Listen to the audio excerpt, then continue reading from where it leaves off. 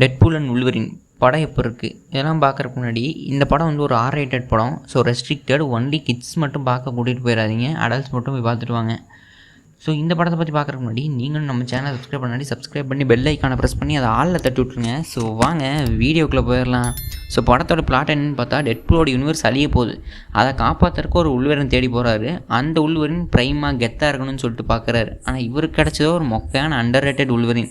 அந்த உல்வரினை வச்சு இவர் எப்படி அந்த யூனிவர்ஸை காப்பாற்றுறாரா இல்லையா அப்படிங்கிறத கதையை சூப்பராக இன்ட்ரெஸ்டிங்காக கொண்டு போயிருப்பாங்க. இதில் நிறையாவே வந்து கேமியோஸ் இருக்குது. அது மட்டும் இல்லாமல் டெட்பூலோட நிறைய வெர்ஷன்ஸ் இருக்குது. எல்லாமே கரெக்டாக ஹேண்டில் பண்ணி சூப்பராகவே கொடுத்துருக்காங்கன்னு சொல்லலாம். டெட்பூல் அண்ட் உல்வரினோட ஆக்டிங் வந்து அப்படியே நேச்சுரலாகவே இருக்குது. அவங்க அப்படி தான் வாழ்ந்துக்கிட்டே இருக்காங்க போல், அந்தளவுக்கு நேச்சுரலாக நடிச்சு கொடுத்துருக்காங்கன்னே சொல்லலாம். படத்துடைய பாசிட்டிவ் அண்ட் நெகட்டிவ்னு பார்த்தா, பாசிட்டிவ் விஎஃப்எக்ஸ்னே சொல்லலாம். விஎஃப்எக்ஸில் சூப்பராக தூக்கி நிறுத்தியிருக்காங்க. மறுபடியும் ஒரு மார்வலோடைய கெத்தான சூப்பரான படத்தை பார்த்த மாதிரி இருக்குது. ஏன்னா அந்தளவுக்கு கட்டிங், பேனர், போஸ்டர்லாம் வச்சு வேறு லெவலில் தெளி கொடுத்துருக்காங்க. மார்வல் ஃபேன்ஸ் இந்தியாவில் அந்தளவுக்கு சூப்பராக பண்ணியிருக்கு. கேமியோஸை கையாண்ட விதமாக இருக்கட்டும், இந்த டெட்பூல் அண்ட் உல்வரின் கேரக்டருக்கு இம்பார்ட்டன்ஸ் கொடுத்ததாக இருக்கட்டும், எல்லாமே கரெக்டாக இருக்குது. படத்தோடைய பேர் டெட்பூலுக்கு ரொம்ப இம்பார்ட்டன்ஸ் கொடுக்காம உல்வரினுக்கும் மேஜரான இம்பார்ட்டன்ஸ் கொடுத்து படத்தை கொண்டு போயிருக்காங்கன்னே சொல்லலாம். விஎஃப்எக்ஸ் நிறையா பாசிட்டிவ் சொன்னாலும், படத்தோடைய நெகட்டிவ்னு பார்த்தா ஸ்டோரி அண்ட் ஸ்க்ரீன் பிளே. படத்தோட டியூரேஷன் 2 hours கிட்ட இருக்குது.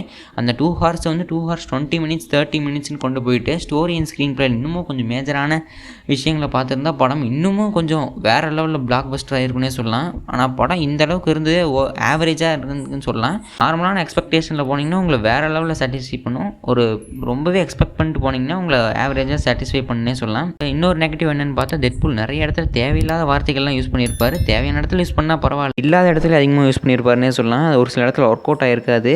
சரி, இந்த படத்தை நீங்கள் தேட்டருக்கு போய் பார்க்க போகிறீங்களா? இதில் பாசிட்டிவ் அண்ட் நெகட்டிவ் உங்களுடைய வேறு ஒப்பீனியன் என்ன? தேட்டருக்கு போய் பார்த்தவங்களாம் மறக்காமல் கமெண்ட் செக்ஷனில் வந்து சொல்லிட்டு போங்க. உங்களுடைய ரேட்டிங் என்னன்னு சொல்லிட்டு மறக்காமல் கமெண்ட் பண்ணிட்டு போங்க. ஸோ தேங்க்ஸ் ஃபார் வாட்சிங். மறுபடியும் ஒரு டைம் சப்ஸ்கிரைப் பண்ணிட்டு போயிருங்க.